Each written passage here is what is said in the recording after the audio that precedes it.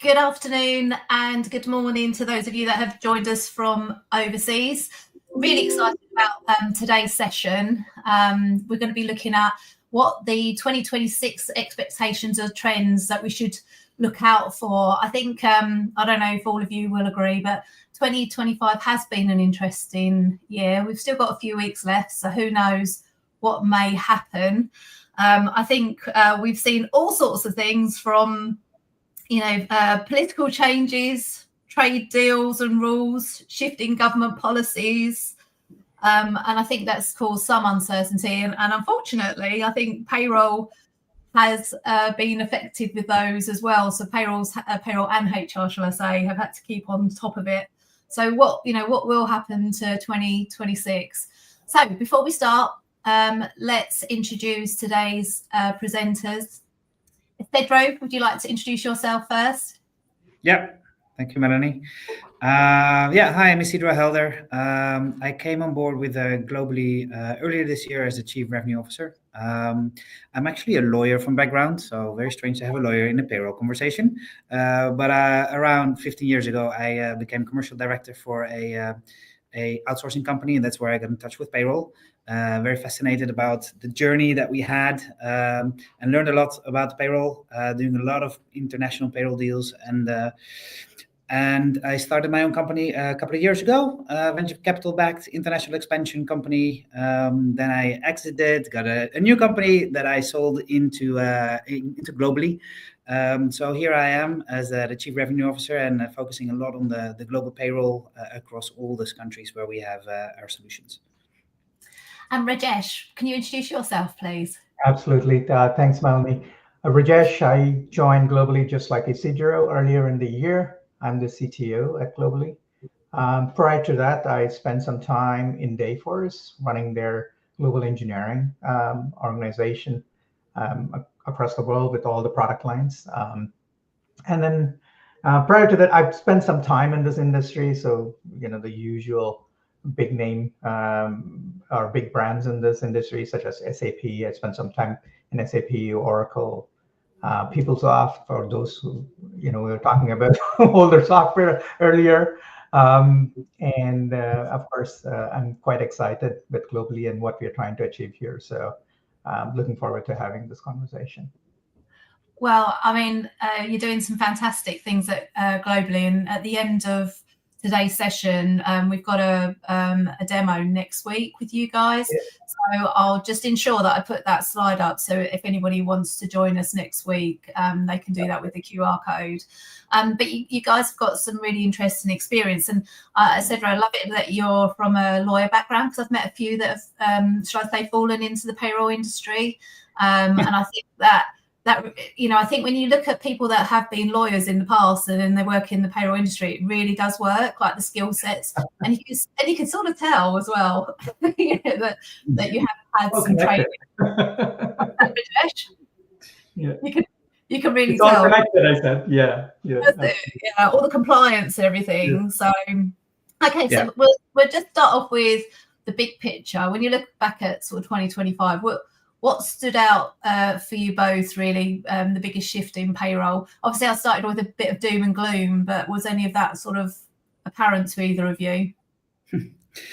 Yeah, I think, if you look at 2025, the two letters that come up in every kind of event that I've attended over the past year is all AI. AI. Everybody wants to know, what can you do with AI? You get beautiful presentations about the possibilities of what AI can do, and some companies say that they already do it, and others, especially on the payroll side, people are getting worried, like, all right, what does it actually mean for me? So there's a lot of debate going on. There's on one side the AI side, and the other side is, because of that debate, a lot of people are now, I see it's more important, the payroll space. So especially when you look at where payroll used to be 20 years ago, it's just a nuisance for companies to, payroll needs to be done, people need to be paid. And now it's more gearing towards kind of a strategic alliance with the other business units inside of companies, because there's so much data and so much information that is now available through the payroll that it has become a much more important role inside of the kind of the global business. So I think that those are the two shifts that I've seen over this year. I see also there's a lot of globalization going on. There's a lot of kind of what started during COVID, where people were working abroad, the employer record boom. We see that now also reflecting inside of the payroll space, that more companies are thinking truly global of hiring their talent across the globe, and that kind of that trend that really gets stronger also in the past year. Yeah, Rajesh, what's your thoughts? Yeah, I think to build on what Isidro said, I think in the past, this whole globalization was the territory of large enterprises and large organizations. Now that's starting to trend into more startups and mid-market. I think it started with the whole, with COVID, all the digitization and remote working and go where talent was.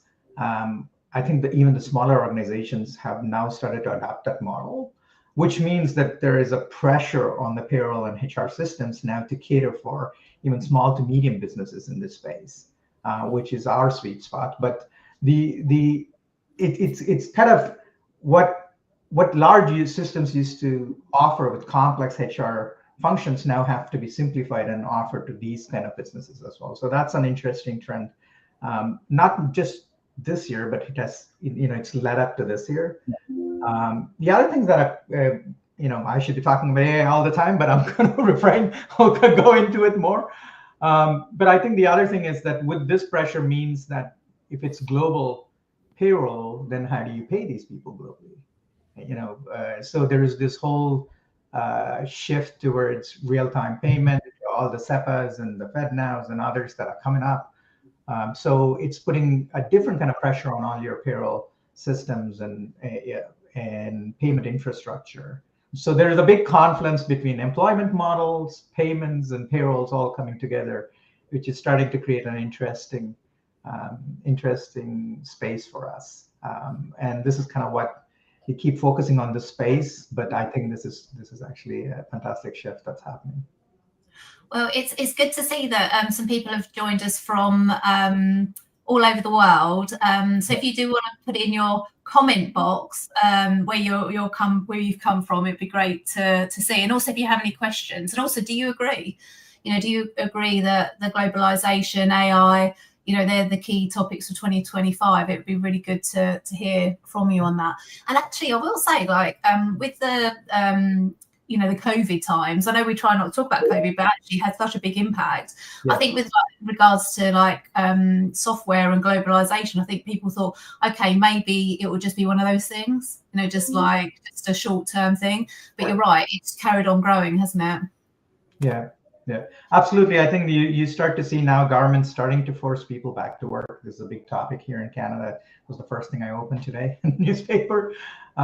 So I think this trend is shifting, but nevertheless, for small to medium businesses, they have realized the operational efficiency that they get with this remote workforce, being able to tap talent, which otherwise would not be accessible to them without a very sophisticated infrastructure. So I think that this will continue. There will be some sort of a hybrid we will settle in as we go, but this will continue, and this will put some interesting spin on how HR systems are managed, how people are managed with pay transparency and other stuff that's coming up as well. So it's going to be quite interesting, I think. Go on, sorry. No, also exactly about this hiring people abroad, global workforce. In some countries, the salaries are getting very, very high for tasks that you can easily get for half the price somewhere else. And that has opened the door for other countries to have real talent for them, a much higher pay. So it equalizes kind of the wealth around the world, but also it reduces some of the costs that some of the companies have, especially in the Western countries where some of the salaries are extremely high.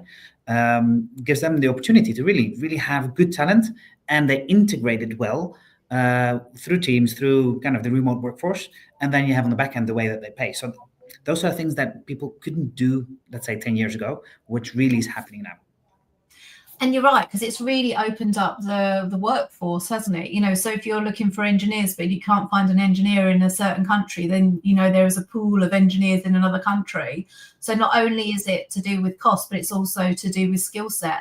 That really has changed. So do you think that will just carry on growing in 2026? Do you think AI and the staffing issues and everything else is going to carry on growing. Are these the trends you predict for next year? Rajesh, do you want to go first? No, absolutely. I think it is going to start. It's going to continue.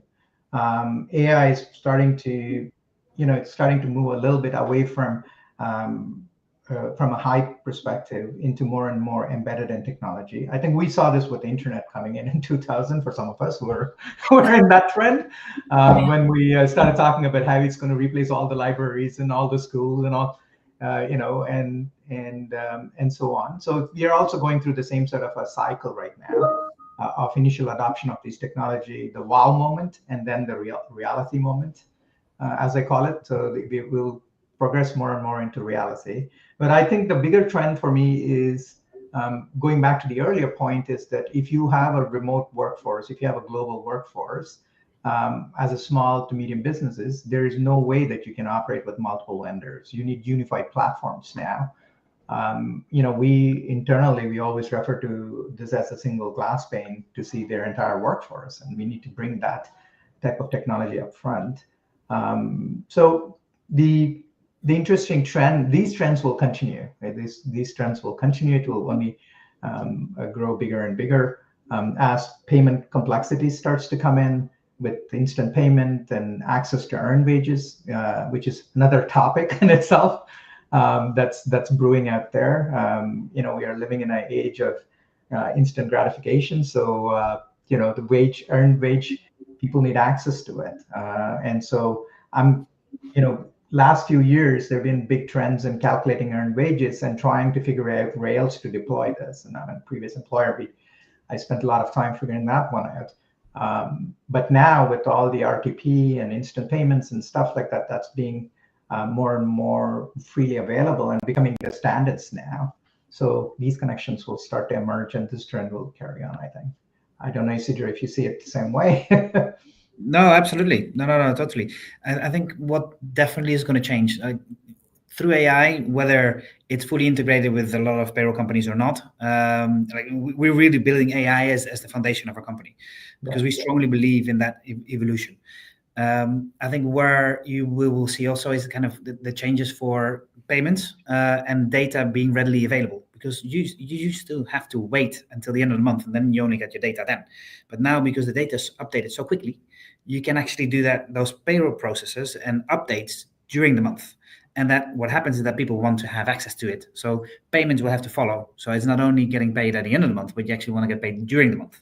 And I think those trends will definitely continue to go. And I think it's really interesting because I would say, I don't know, about 4 or 5 years ago when we've run some of our events, it was a big thing, earned wage access or daily pay. And then it's a huge thing with AI and, it's going to destroy payroll and then you're not going to have a job anymore. And, all of this big hype. But what I think has happened in 2025, and guys, tell me if you disagree, but I feel like the hype has quietened. But the actual solutions are now coming into play a bit more. So they didn't have the big impact that everyone thought or was discussing in the industry. I feel like it's slowly moving in now, and people are adopting earned wage access, and people are maybe not scared of AI so much now. They see it as a benefit. Carry on. Yeah, I think you're right, Melanie. You've seen this with all technology trends when they come in. It's almost like everything's going to change.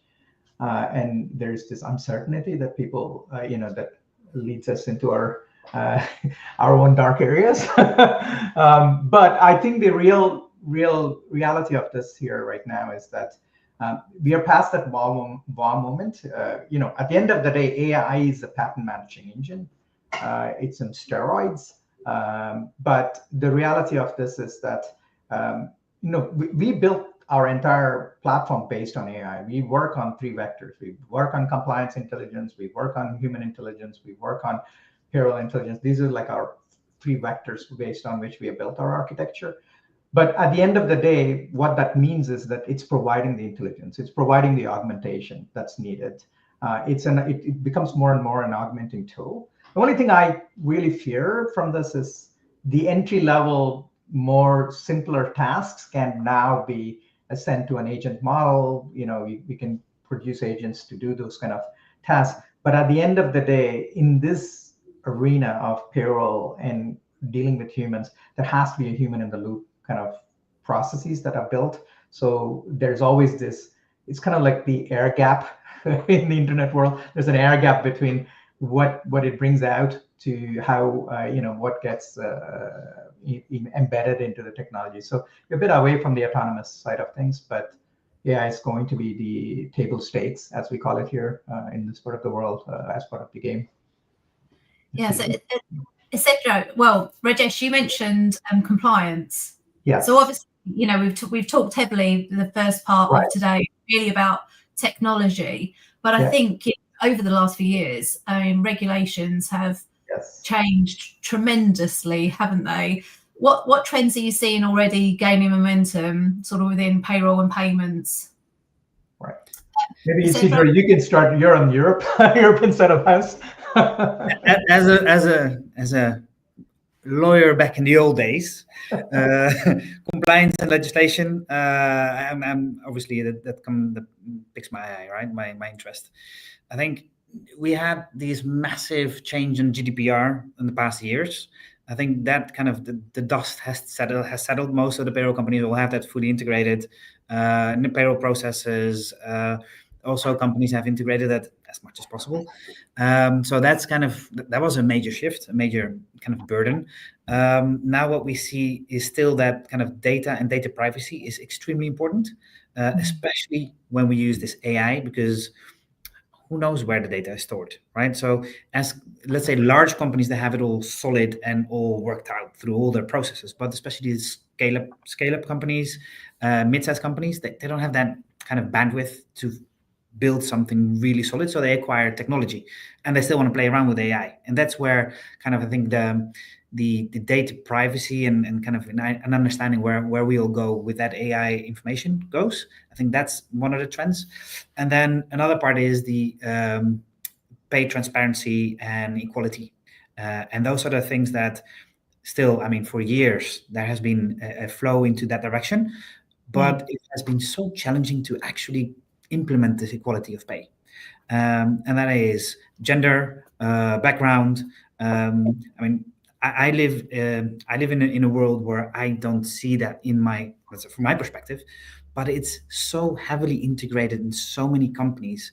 It's just the way that people think, and it's not something that is easily built out because you have a policy. You actually need to implement it, and that is something that I think I see more and more questions from online. I see questions in events. People actually now say, well, now it's really time to make that change.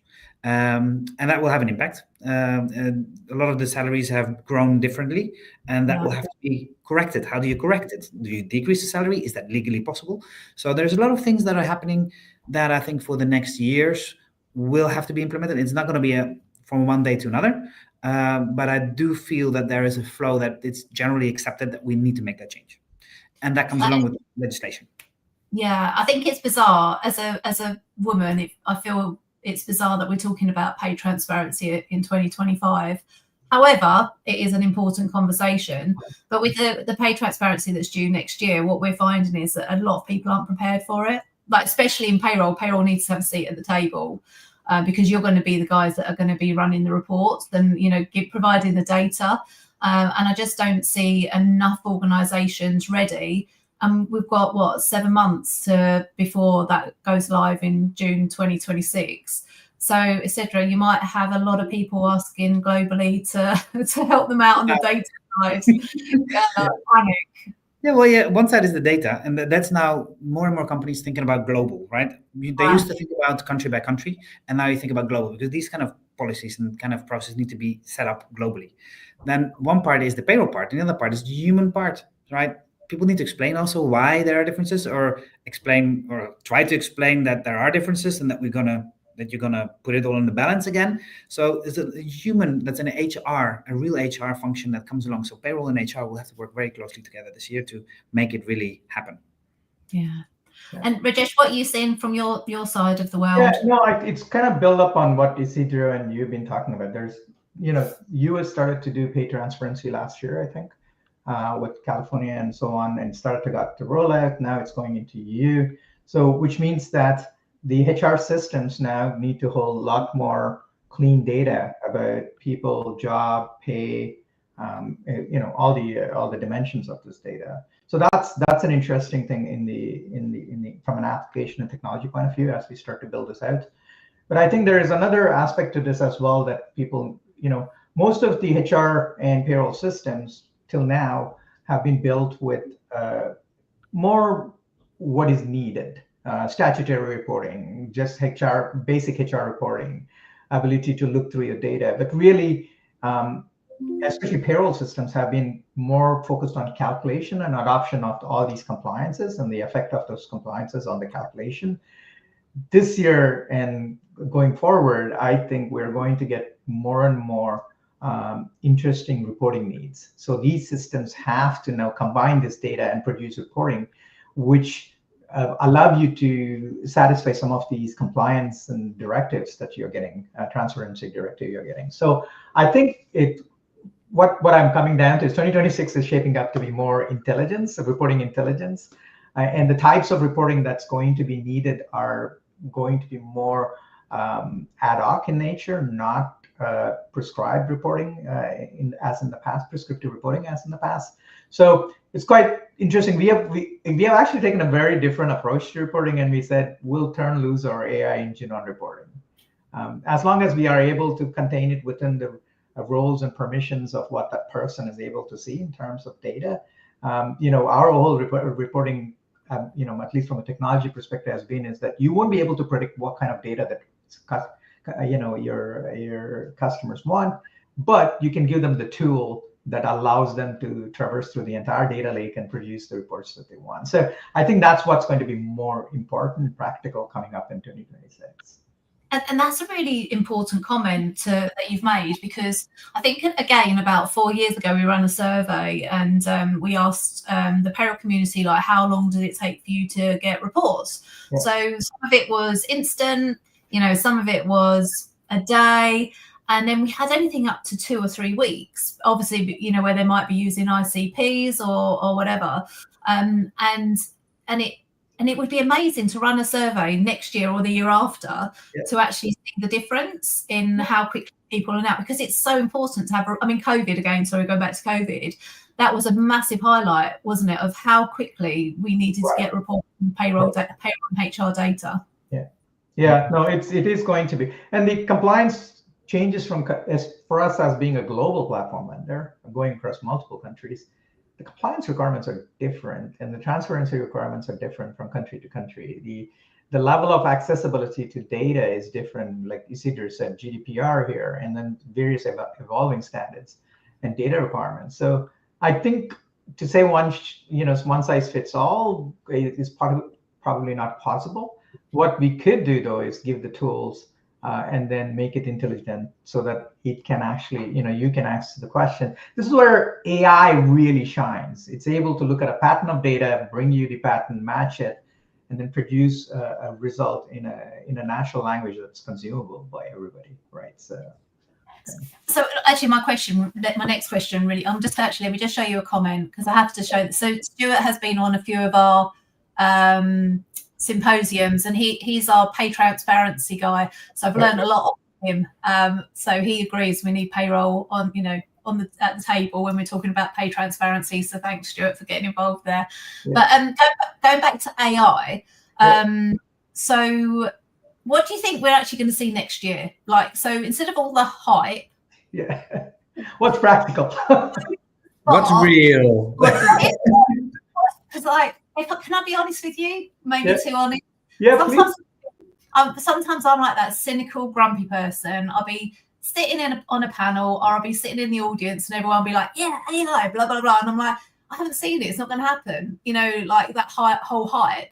So realistically, what do you reckon is going to happen in the next 12 months on AI? Like real, no BS. What's going to be the real thing that we're going to see in the payroll community? I can start with what we are working on, and so at least I know that's real. No, but I think from a trends perspective, I think we saw last year everything to do with how the the chatbots of the world, which are intelligent now. It can look at your HR data. It can look at your payroll data, answer questions. How many leave days do you have in Malaysia? To those kind of things, which I think is most of the software are already there. They were there with chatbots, and then it got very quickly rebranded to AI. So all these AI agents and chatbots, and I'm being quite honest and as cynical as you are probably right now on this. So that got branded, and that was the Gen 1 of how I would say we used AI. It's the power of the generative language that it had command over. We leveraged it very well. Where we are trending towards this year is going to be more, at least from my perspective and what we are working on, is handling of anomalies, deduction of things in payroll which does not look good. Something's deviated from our thresholds that we are setting. And what is the intelligence behind why is this threshold change? So all of that's going to get embedded into our workflows and how we look at it. And it pretty much falls out in the vector of payroll intelligence that we are trying to drive. And then is the whole concept of, if you look at any payroll vendor, and my personal experience of at least being part of teams of 3 or 4 vendors, it's always about explain the payslip. So there's always this explain the payslip in plain language that I understand.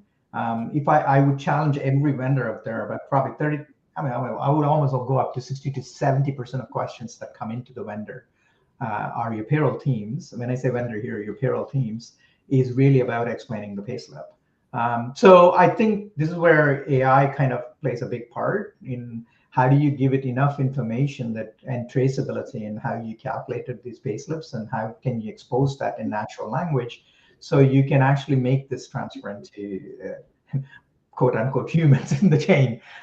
So I think that's the important thing that's going to come out.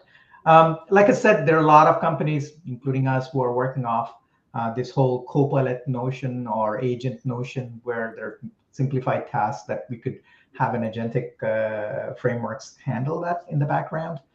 So that is real, and that's continuing to happen. I think everybody in this space is now announcing agents as one of those features that are coming in.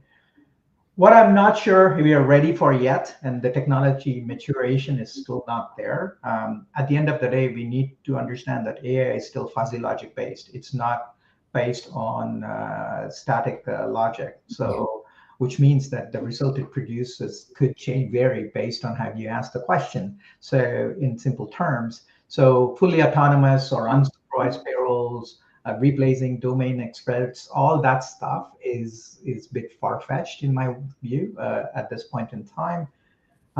Will we get there? We may eventually get there, but it's still going to involve a human in the loop process, especially given that it's many people that you're dealing with. So that's at least my view on this. What do you think from the lawyer point of view? Are we there? What are we going to see with AI? Are we there with compliance for AI? Can we trust it? Oh no! So I still have one leg in the lawyer world, right? So I see a lot of law firms really having struggles. Like you can use AI for all the simple stuff, like NDA preparations, agreement preparations, reviews, all that stuff. Like that's not going to be with junior lawyers anymore. You can use AI already. When you extrapolate that and pull that into the payroll space, there will be a lot of manual work that will be taken out. So we've built, for example, 50 standard reports that you can run, whether you have 10 employees or 1,000 employees or 20,000 employees. The more actually AI can run through all of that and extrapolate all the data and run the reports. And like 2 years ago, that was impossible to do. Yeah. So I think the AI is really, really coming in handy because it facilitates, makes the process easier. I think where we as legislation would, when that comes along, I mean, there's a EU directive where, it's going to be very strict. What is AI actually doing? Are you going to have an AI running the payroll and paying the people? Then there's no human interaction. We don't trust that yet. Maybe that's something for the future, but you need to heavily regulate that as well, because otherwise you don't know what's going to run on with your payroll. And then suddenly people are there's a mistake in the AI or something happens, then who's to blame? right? So I think the regulations will still try to put it more under control so that we have a controlled environment. And as it proves itself to become better and stronger, then you can automate more processes. But until that moment, yeah, we use it day in, day out for all the reports that we're driving. So the AI, the agentic AI is all stuff that we are integrating in what we do, but with the human layer on top.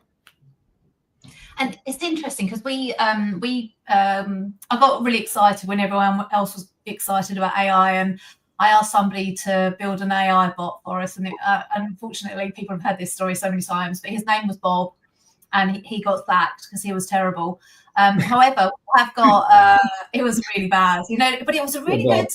It was a really good example of seeing something go bad. Do you know what I mean? Like, so to actually see the real world of actually it's not as simple as what you think it is to build something new.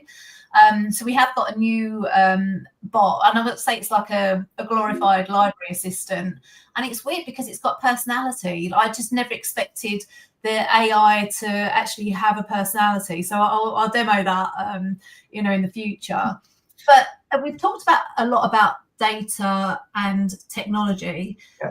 What investments should payroll leaders prioritize? Do you think they need to really look at investing in technology, AI, or is it we haven't spoken so much about the human element? Do we need to look at different types of people involved in the department? What should they be prioritizing, do you think?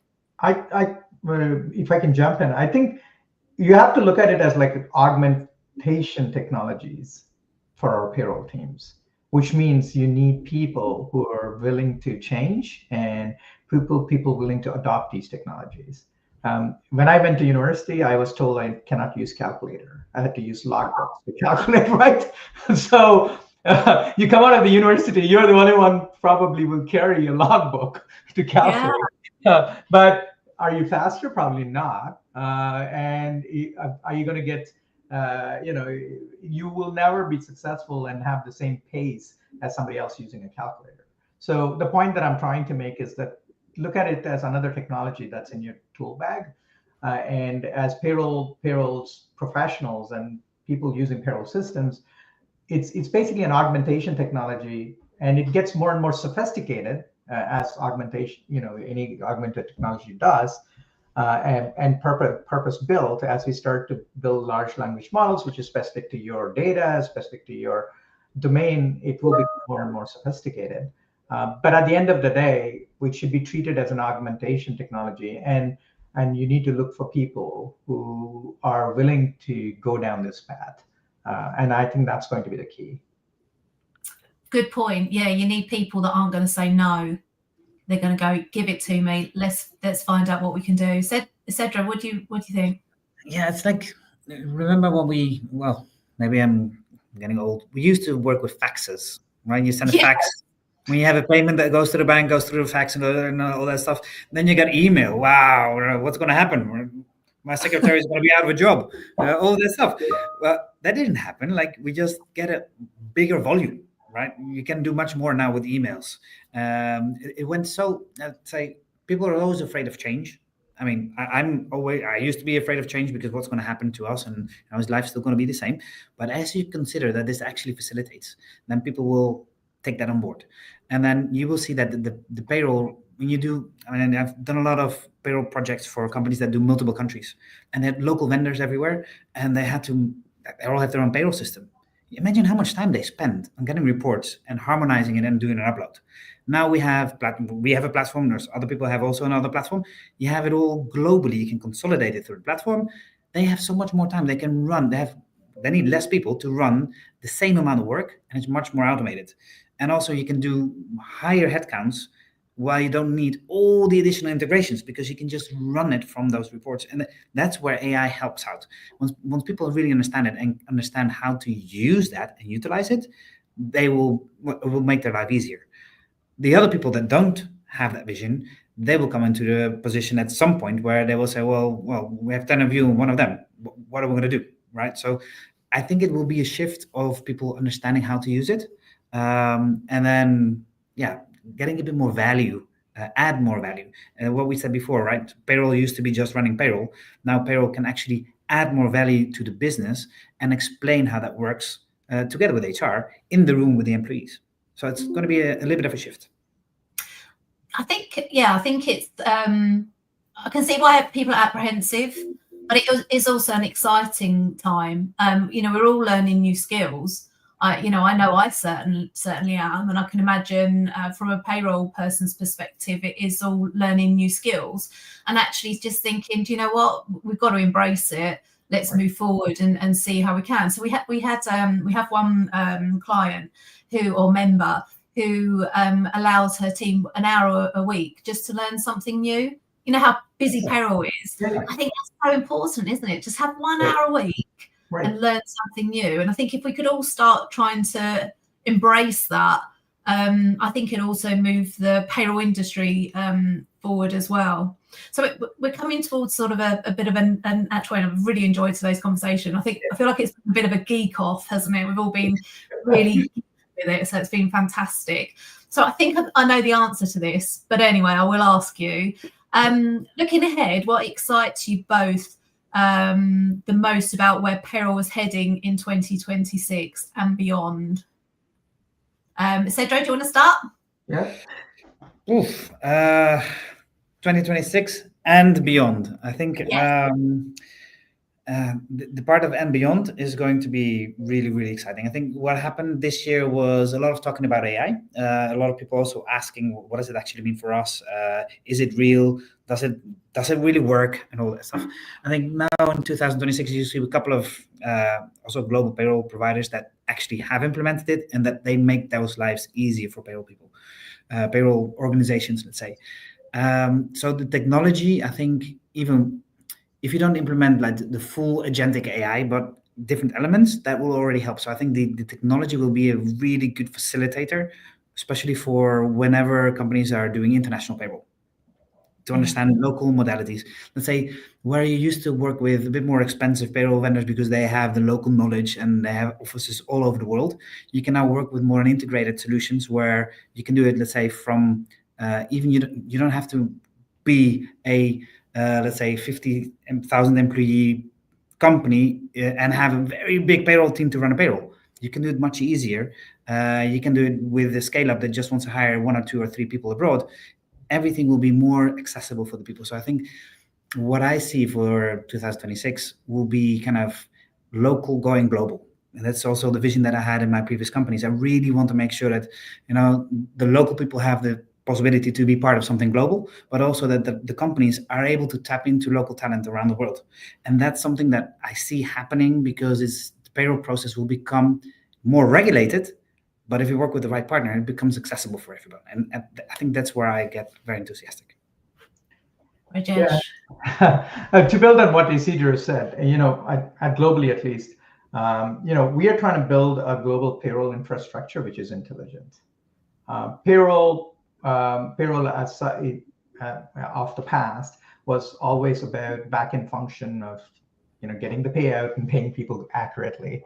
I think that's changing because it's no longer just a cost center. This is going to provide intelligence around your human capital in the system, right? So especially if you look at it from a perspective of globalization, pay transparency, and looking at talent, going where talent is. If you put all of that together and then really understand, payroll no longer takes a back seat, payroll takes the front seat in terms of your planning. It is part of your, it's not the system that just pays, I think, it's the system that's going to provide the intelligence for your business and how to configure your business, because majority of your businesses rely on the human capital to be successful. So to me, I think in 2026 and beyond, these platforms are going to go from back office functions to more forefront. And like Stuart said, have a front row seat in terms of design, comp designs, and your human capital designs around the world. So that's kind of where I think we are headed.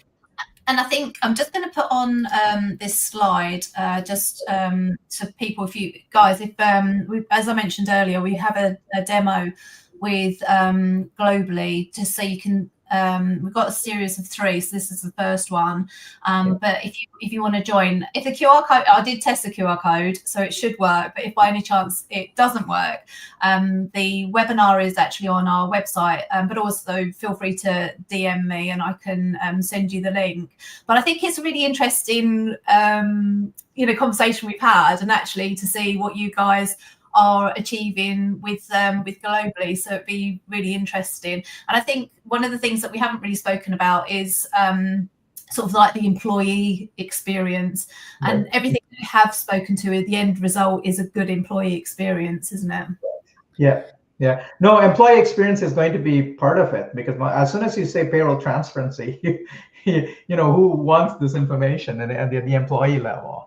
I mean, I think we touched on it from different angles, but I think really it comes down to payroll transparency.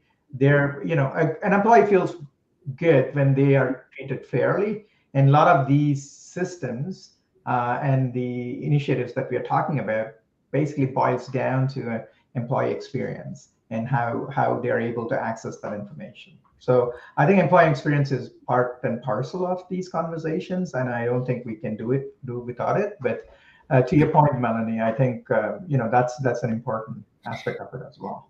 I think as an employee, I struggled a lot with, you get your payslip through an email, sometimes by mail, right? But then it gets lost somewhere on the desk. That used to be the old days. Then you get it by email, then you get it by password. And some of these, like I get a password and it has changed all the time, so I can't really access it. It takes a lot of effort, and then you don't have access to it, or then you need to look on emails in the past again. So I think this is what we took into our platform. Like, it needs to be a seamless experience. You log in, we have single sign-on, very easy. You log in, you see your payslip, you can see all the past payslips.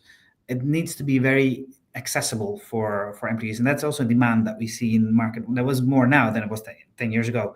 At least 10 years ago, we always thought like, this is the way, right? There's no other way.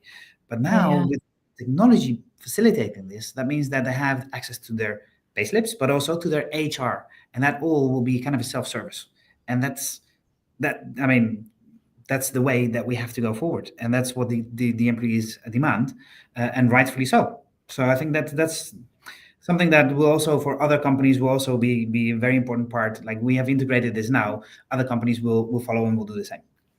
The other dimension I do want to add, which I don't want to miss in this conversation, is at the end of the day, they want to be paid, and they want to be paid in a most convenient way, right? So we talked a little bit about earned wages. Earned wages combined with real-time payment suddenly opens up a whole new channel of, especially when you start to look at hourly workers and contingent workers and seasonal workers. This is important to them. How quickly that may make a difference between somebody working for you or not. So I mean, it's not a big deal when it comes to full-time employees. That's the trend I've noticed, at least whenever I've implemented these systems. Because we are on more structured pay. It's on a 15-month mortgage goes, 13th day of the month, the insurance goes. But when it's contingent and people who are living, almost day to day, this becomes very important. It's the social reason for it. It's a social obligation. I think so.